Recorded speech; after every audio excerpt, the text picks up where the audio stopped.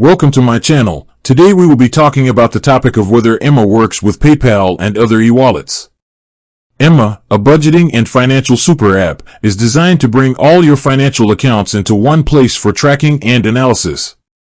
The app does support linking to PayPal.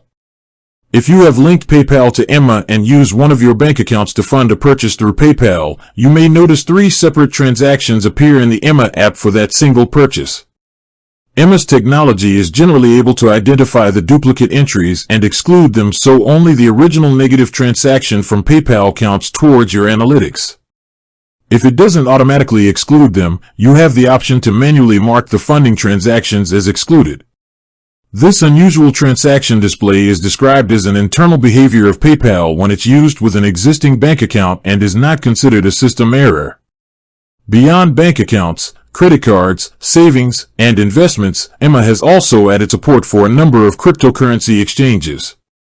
For any financial accounts or providers that Emma does not currently connect to, including certain accounts like savings accounts at some banks due to open banking limitations, or other e-wallets, Emma Pro users have the option to create an offline account to manually track these expenses and balances. In summary, Emma works with PayPal and offers manual tracking for other accounts or e-wallets it may not support through its automated connections. With that being said, thank you for watching. For more finance videos, kindly check my page. Please like, share, comment, and subscribe to my channel. Thank you.